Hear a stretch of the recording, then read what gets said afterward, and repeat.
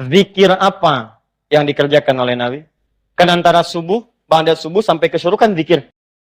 Zikirnya apa yang dikerjakan? Apakah kalimat thayyibah ataukah yang lain? Kita bahas. Yang kedua, selesai sholat kemudian duduk. Apakah duduknya di tempat dia sholat? Atau boleh pindah ke tempat lain? Yang penting di area masjid.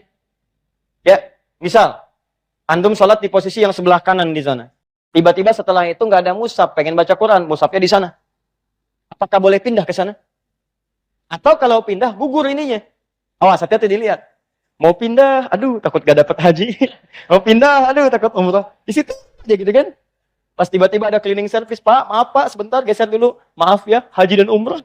Ah, itu kita lihat tuh. Seperti apa memahaminya. Karena ada yang menafsirkan nggak boleh pindah di situ, gitu. Ya, nanti kita lihat apakah benar harus di situ saja atau boleh berpindah. Kalau boleh berpindah apa dalilnya?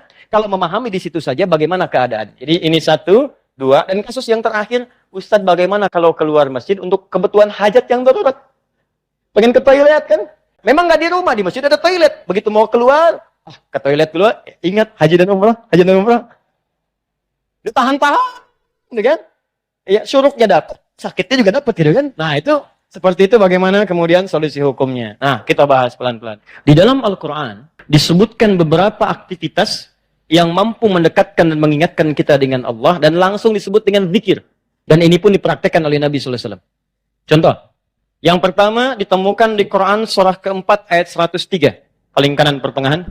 فَإِذَا قَضَيْتُمُ الصَّلَاةَ فَاذْكُرُوا اللَّهَ قِيَامًا وَقُعُودًا وَعَلَى جُنُوبِكُمْ.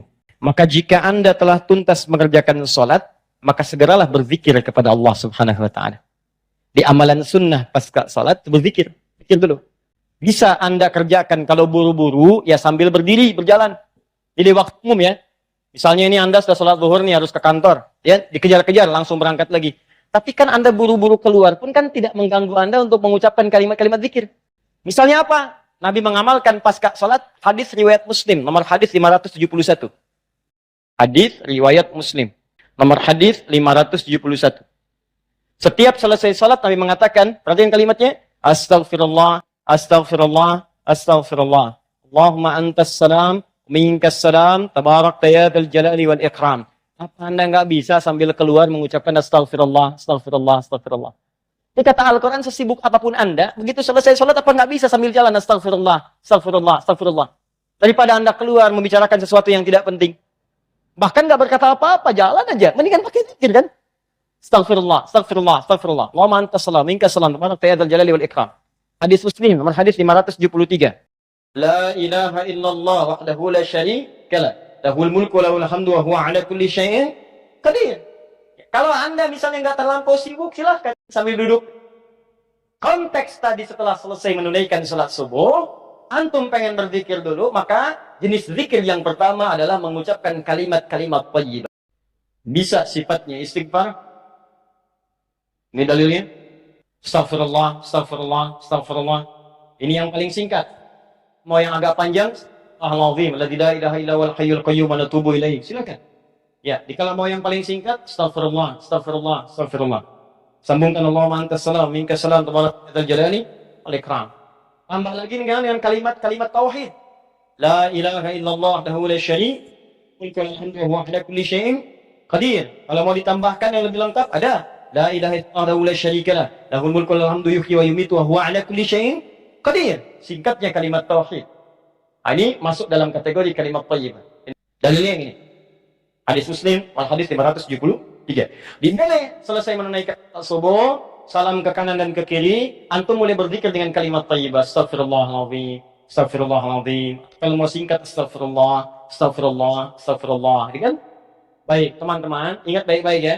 Karena zikir itu definisinya segala aktivitas yang membuat kita dekat dan ingat kepada Allah. Jadi ketika mengucapkan kalimat ini bukan sekedar diucapkan di lisan. Kalau cuma diucapkan jangankan antum. Anak-anak antum yang 5 tahun, 4 tahun belum balik pun bisa. Apa bedanya bacaan antum dengan bacaan mereka? Sambil ingat Allah. Sambil diingat. Astagfirullah. Apa artinya astagfirullah?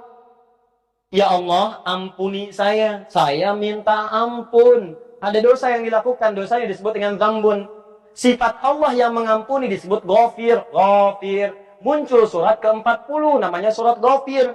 Baca ayat yang ketiga, kata Ghafir disandingkan dengan Zambun. Ghafiriz Zambi wa qabilit taubi. Allah punya sifat Ghafir. Ghafir pemilik ghafar, ampunan. Allah mengampuni orang berbuat dosa. Kalau Anda pengen minta ampun, ucapkan astagfirullah. Istighfar itu permohonannya. Istighfar permohonan ampun. Ucapannya astagfirullah. Ampunannya ghafara ghufran. Yang punya ampunan Ghafir. Kata Allah, saya Ghafir. Quran surah 40 ayat 3. Ghafiriz Zambi. Minta ampun, hei yang punya dosa. Minta ampun kepada saya. Ketika engkau minta, saya akan ampuni. Saya tanya pada antum, siapa yang nggak punya dosa? Yuk angkat tangan. Ayo nggak usah malu, angkat aja, saya pulang. Kita nggak punya dosa, bersih kan? Nah, kalau Anda merasa banyak dosa, diberi peluang. Habis sholat, istighfar, istighfar. Makanya ketika istighfar, jika cuma diucapkan, coba rasakan, punya dosa apa sampai hari itu? Dosa apa? Jadi begitu selesai subuh, ingat dosa pada orang tua, dosa pada pasangan, suami pada istri, istri pada suami, dosa pada anak-anak. Anak-anak orang lain aja yang nggak punya mobil, nggak punya motor, bisa mendidik anaknya hafal Quran, sholatnya bagus. Masa antum udah banyak fasilitas ke masjid? Enggak, jemaah enggak, bangun terlambat. Antum kurang apa lagi untuk mendidik anak dengan baik? Istighfari. Jangan-jangan anak itu nggak soleh bukan karena dia nggak mampu, karena antum nggak bimbing. Artinya antum akan ditanya tuh, jangan dikira mudah punya titipan anak. Jangan dikira mudah, antum akan ditanya. Kenapa dia nggak sholat? Nanti akan ada terjadi di hari kiamat, ini sahih riwayatnya, akan terjadi di hari kiamat. Nanti ada orang tua hampir ke surga, anaknya mau ke neraka, dan dia menyatakan keberatan di hadapan Allah. Begitu menyatakan keberatan, ternyata dosanya dosa orang tua. Anak itu tuh nggak menyembah Allah dengan baik karena dosa orang tuanya. Maka tertukarlah anaknya ke surga, orang tuanya ke neraka. Hati-hati.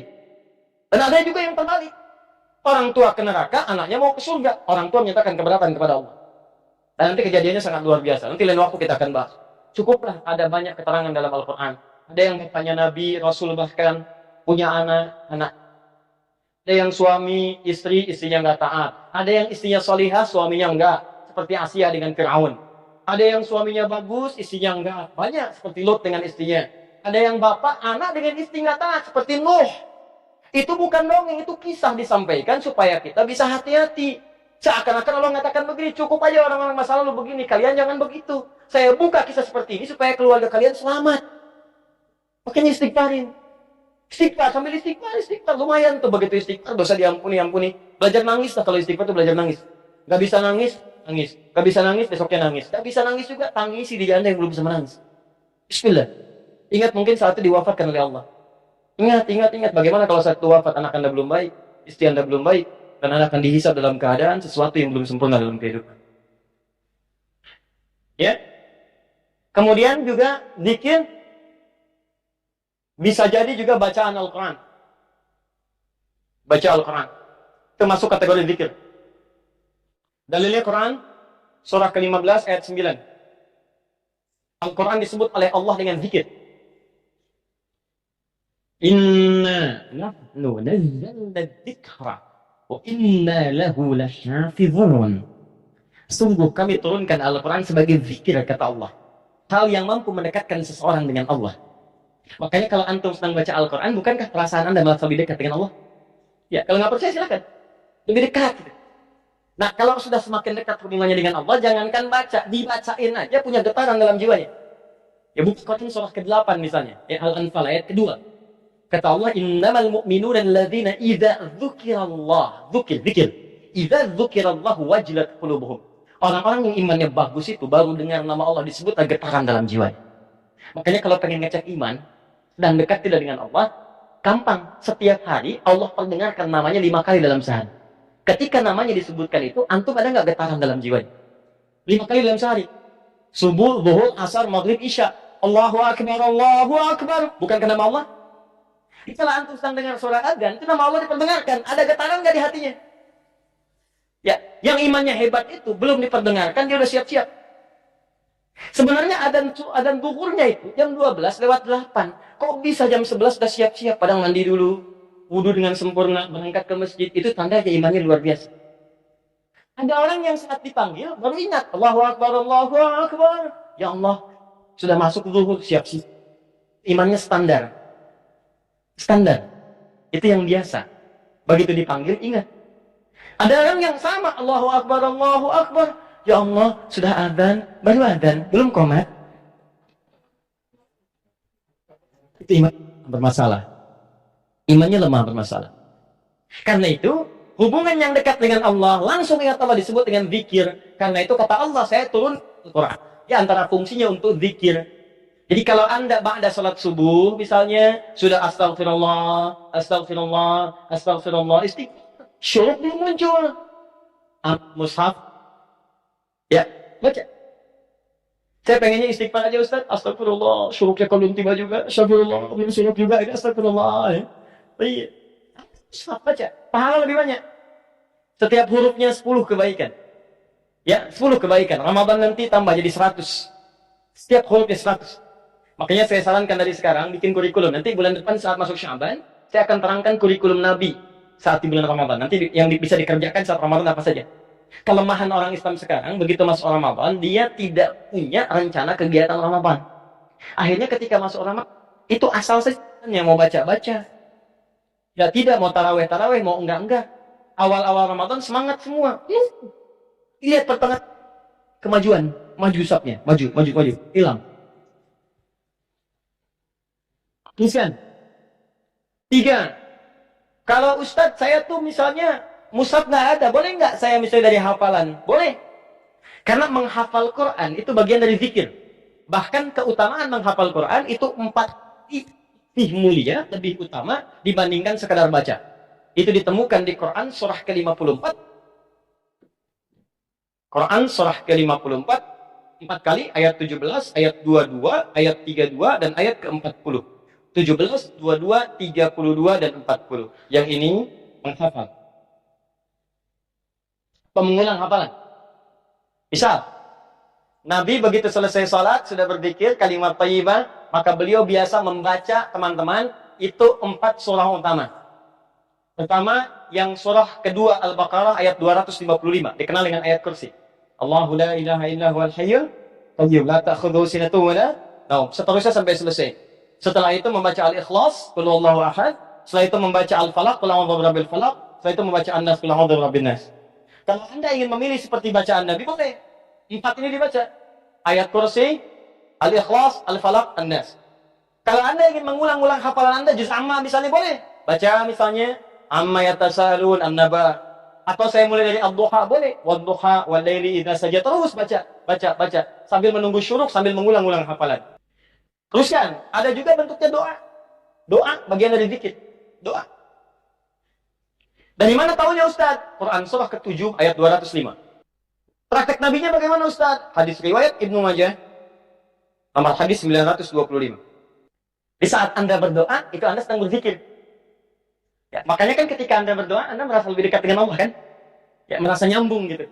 Ya, perhatikan kalimatnya. Ketika Anda berdoa disebutnya zikir. Wadhkur rabbaka tadarruan wa khifatan wa dunal jahri minal qawl. Kata Allah, kalau Anda sedang punya masalah, ada persoalan, jangan mengeluh. Jangan mengeluh, apalagi bikin status, nggak menyelesaikan masalah. Gak masalah bikin status. Dia tidak seperti yang aku kira. Selesai juga enggak. Terus nungguin komentar, itu paling kasihan tuh, nungguin gitu. Aduh, kasihan, belum ada yang komen. Ya, udah 2 jam baru muncul. Kenapa Jeng? Gitu kan, udah dijawab. Iya ya, gelisah hati ini. Muncul lagi komen yang lain. Gak nyangka ya. Nyangka. Capek, gak selesai. Masalah selesai? Tidak, cuma nambah masalah aja. Kata Allah, kalau punya masalah, tenangkan hati, berdoa, sebut nama Allah. Itu lebih memberikan ketenangan. Zikir itu selain mendekatkan kita pada Allah, zikir itu membuat hati lebih tenang. Tenang. Makanya ketika Allah menyebutkan fungsi zikir di Quran surah 13 ayat ke-28. Allah sampaikan begini, ala bidzikrillahi tatma'innul.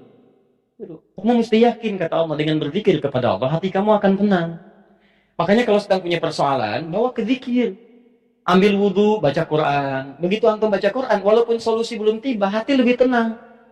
Dan lebih objektif, kalau orang tenang itu dapetin solusinya gampang gitu, tenang. Solusi mudah dicari. Tapi kalau antum gelisah, walaupun ada solusi, gak akan sempurna nanti masalah diselesaikan. Paham ya? Di doa, itu bagian dari zikir.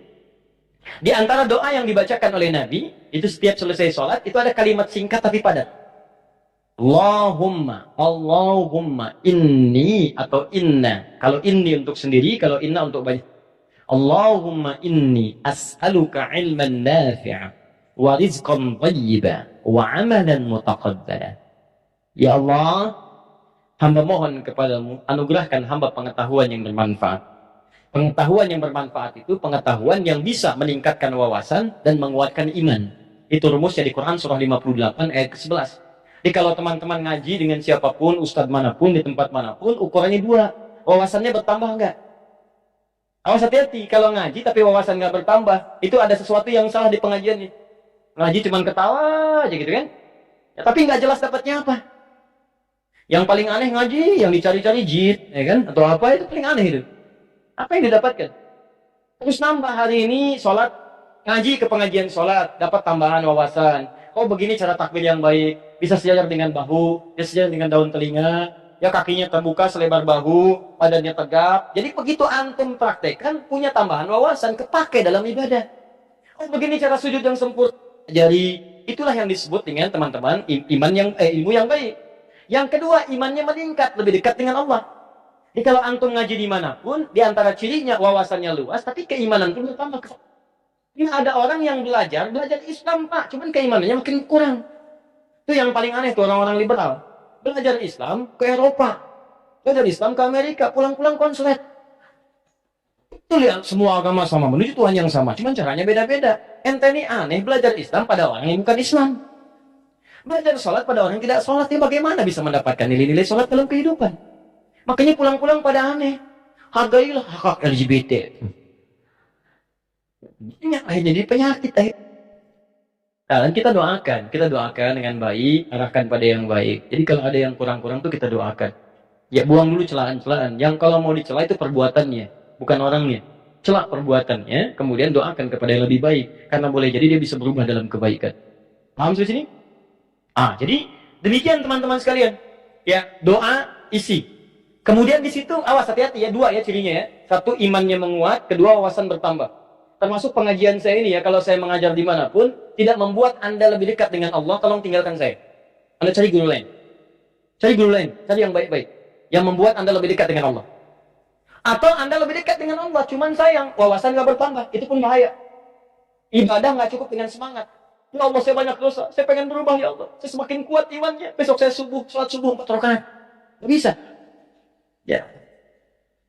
Jadi iman kuat tapi wawasan nggak ada gitu. Begitu sholat subuh 4 rakaat, itu kan bahaya. Ya, paham ya? Jadi dua ini mesti balance ya. Antara iman dengan ilmu itu mesti seimbang. Baik, fokus baik-baik. Satu, kita ulangi apa saya tadi, satu kalimat penyebat. Yang kedua, bacaan Al-Quran, okay? Yang ketiga, baca hafal ayat-ayat Al-Quran. Yang keempat, doa. Yang kelima, menyebutkan nama-nama Allah atau Al-Asma'ul Husna. Boleh, itu zikir. Ustadz, apa dalilnya? Dalilnya Quran surah kedua ayat 152 ditafsirkan dengan Quran surah ke-17 ayat 110. Quran surah kedua ayat 152 paling kanan sebelah bawah ditafsir dengan Quran surah 17 ayat 110 paling kanan di pertengahan. Ini bagian terakhir. Quran surah kedua ayat 152, Allah minta, fadhkuruni, kata Allah, zikir, sebut aku. Sebut nama Allah. Orang-orang yang sering menyebut Allah maka akan disebut-sebut namanya oleh Allah. Terus indah ya. Antum aja nama disebut-sebut di TV, senangnya luar biasa kan? Wah, Pak Asep adalah jamaah subuh yang sangat luar biasa. Datang ke Masjid Nurul Bahri, jam 3 sudah di masjid, masuk tayangan Anda. Tapi memang disayangkan, jam 3 sudah adzan Pak Asep, ya kan? Tapi kan antum enak. Ya, disebutkan di TV tersanjung. Ya, disebutkan di komplek tersanjung. Kenapa antum tidak merasa tersanjung ketika nama antum disebut-sebut oleh Allah Subhanahu wa Ta'ala? Kata Allah, fadhkuruni adzkurkum. Sebut namaku. Ketika engkau menyebutku, aku akan sebut-sebut namamu. Maka ada hamba-hamba Allah yang disebut oleh Allah. Sipulan. Ya, di antara yang disebut itu ada dua. Siapa? Orang-orang yang sering menyebut nama Allah, khususnya terkait dengan nama-namanya yang mulia. Dari mana taunya? Tafsirkan dengan Quran surah 17 ayat 110. Perhatikan kalimatnya. Kata Allah, Qulidullaha. Panggil aku Allah. Sebut. Minta. Ada masalah, ada doa, ada masalah, ada solusi. Pengen nyebut Allah, sedang punya persoalan, sebut. Kata Allah, panggil namaku Allah. Awil Rahman atau Rahman. Ini paling singkat kalau Anda sedang ada masalah, pengen solusi atau pengen menyebut nama Allah, sebut ya Allah. Ya Allah, ya Rahman. Tapi Allah tawarkan begini. Ayyamma tad'u falahul asma'ul husna. Ketika engkau ingin memanggilku, menyebutku, aku punya nama-nama terbaik yang sangat sesuai dengan kebutuhan kalian. Ya teman-teman bisa sebutkan, misal Anda di pagi itu berharap rezeki pengen ditambah oleh Allah. Sebut, ya Allah ya Razzaq, ya Allah ya Razzaq, ya Allah ya Razzaq, ya Allah ya Razzaq. Allahumma zid fir rizki, Allahumma rizqni rizqan tayyiban halal. Ya Allah ya Razzaq, ya Allah pemilik rezeki, zidni fir rizki, ya Allah tambahkan rezeki saya. Allahumma rizqni rizqan halalan tayyiban. Berikan rezeki kepada saya yang halal dan yang terbaik yang mampu saya dapatkan. Anda sedang punya persoalan, sebut namanya, ya Allah ya Al-Fattah, ya Al-Fattah, ya Al-Fattah. Iftah li kullil khair. Ya Allah ya Al-Fattah yang pemilik segala solusi, bukakan kepadaku solusi terbaik dari setiap persoalan yang aku alami sampai dengan saat ini. Anda ada yang ganggu di pekerjaan, ada yang sedang usil Islam, sebut ya Allah ya Jabbar, ya Jabbar, ya Jabbar, ya Malik. Ya Malik, ya Rabb, ya Malik, Allahumma ya Jabbar. Ya Allah yang Maha Pelindung. Raja dari segala raja, lindungi aku dari tangan-tangan orang-orang yang jahil. Anda sedang punya ujian, sebut ya Allah ya Sabar, ya Sabar, ya Sabar, ya Sabar. Zidni sabra. Ya Allah yang Maha memiliki segala sifat kesabaran, tolong tambahkan kesabaran pada diriku untuk bisa mampu mengatasi ujian yang tengah engkau ujikan. Anda yang sedang mau ujian, ya Allah, Allahumma ya Alim, ya Alim, ya Alim, ya Alim. Alimni ya Allah ma jahiltu, wanfa'ni bima ta'allamtu, wa najibni fi imtihani ya Allah bima razit. Ya Allah yang Alim, yang Maha pemilik ilmu, tambahkan ilmu kepadaku. Ajarkan apa yang belum aku ketahui, berikan manfaat pada apa yang telah aku pelajari, dan luluskan aku dalam ujian yang akan aku alami. Minta. Kata Allah, udhurni, fadhkuruni, adhurkum. Sebut saya, aku sebut kamu. Engkau panggil namaku dengan nama terbaikku, aku berikan kemuliaan sesuai dengan apa yang kau butuhkan. Cukup Pak, 5 ini kerjakan habis subuh, selesai. Astagfirullah. Allahumma antas salam. Di situ baca Quran. Baca Quran diulang. Ya, ayat kursi, Al-Ikhlas, Al-Falaq, An-Nas. Di situ kemudian antum berdoa, habis doa sebut nama Allah. Oh, begitu lihat jam 8. Pip bunyi waktu syuruk muncul gitu kan. Kan sekarang ada zaman digital kan. Zaman digital ya ngitungnya gampang kok. Biasanya itu kalau dari subuh teman-teman dari waktunya itu 1 jam, 1,5 jam itu udah masuk syuruk. 1 jam lah, 1 jam. Jadi kalau sekarang kurang lebih misalnya yaitu 1 jam kemudian atau 1 jam lewat 10-15 menit sudah masuk ke syuruk ya. Jadi begitu sudah masuk syuruk ya antum tunaikan salat 2 rakaat. Ada yang nunggu dulu 5 menit supaya lebih aman misalnya, silakan, gak ada masalah. Tunggu 5 menit selesai, tunaikan salat 2 rakaat. Begitu salat sujud lamain. Ya Allah dekatkan aku kepadamu. Ya Allah jadikan aku terhubung dengan ridhamu. Ya Allah berikan aku kemuliaan-kemuliaan. Sekalipun belum haji, berikan pahala haji dan umrah kepadaku. Masya Allah. Ya begitu antum selesai, salam.